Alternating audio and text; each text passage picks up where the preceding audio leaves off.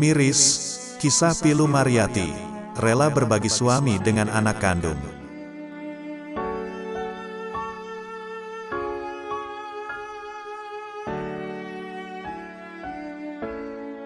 Menjalani biduk rumah tangga tak semudah yang dibayangkan. Dalam menjalani rumah tangga, seringkali dirundung ujian dan prahara. Seperti yang dialami oleh wanita bernama Mariyati. Dia harus menerima kenyataan pahit jika sang suami menikahi putri pertamanya.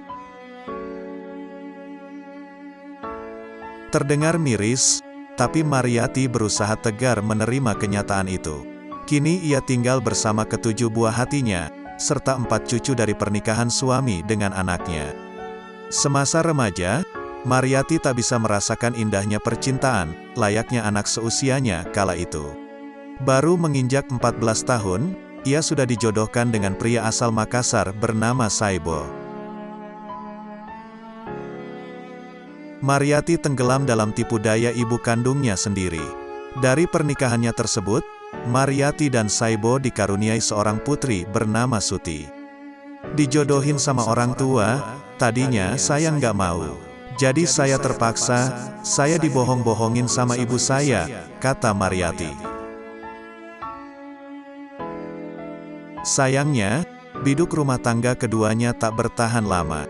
Saat Suti masih berusia 8 bulan, Saibo pergi entah kemana dan tak bertanggung jawab sama sekali.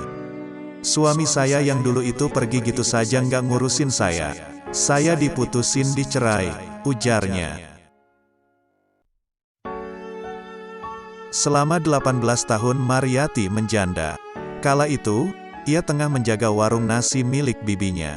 Mariyati dipertemukan dengan Kamsin, pria yang 5 tahun lebih muda darinya. Hingga kisah cinta keduanya berlabuh ke pelaminan. Dari pernikahan itu keduanya dikaruniai 10 orang anak, tapi hanya 7 anak yang hidup. Sementara 3 diantaranya meninggal karena sakit, dan tak ada biaya pengobatan. Ini gua bilang, wah orang ini untuk berumah tangga bisa ini. Bisa diajak susah, karena keadaan saya kan orang susah. Kalau istilahnya, dia ini apa adanya terima, 1000 terima ya terima. Makanya saya ambil jadi ibu rumah tangga, ujar Kamsin. Kehidupan keluarga Mariyati dan Kamsin terbilang di bawah ekonomi yang rendah. Setelah tak bisa bekerja di gudang, Kamsin beralih menjadi kuli bangunan. Itu pun bila ada yang hendak membangun rumah, dengan pendapatan Rp50.000 per hari. Ia di sini, tadinya di gudang. Sekarang kan di gudang sepi saja, sudah nggak kerja dapat 2 tahun. Makanya disuruh kerja saja sama orang bikin rumah. Paling sehari Rp50.000, terang Mariyati. Demi mencukupi kebutuhan rumah tangga, Mariyati ikut membantu biaya dengan jasa pasang baut dari pabrik. Seminggu sekali ia mendorong gerobak, berjalan dari rumah ke pabrik untuk membawa baut. Mariyati bisa memperoleh Rp7.500 per kotak, tapi kemampuannya selama ini hanya 2 kotak. Tadinya kan tiap minggu, sekarang diubah jadi 2 minggu sekali. Paling pendapatan 2 minggu sekali itu kadang 150, kadang 100, tutur Mariyati. Lantaran hidup yang serba kekurangan, ketujuh anak Mariyati harus terpaksa berhenti sekolah. Sempat ditawarkan untuk lanjut ke jenjang SMP, tapi sayang, Kamsin tak dapat mengumpulkan uang yang cukup. Ia berhubung saya nggak punya duit, mau nerusin gimana, ia terpaksa diam saja di rumah. Tadinya mau dilangsungin SMP dia, tapi bapaknya nggak dapat duit.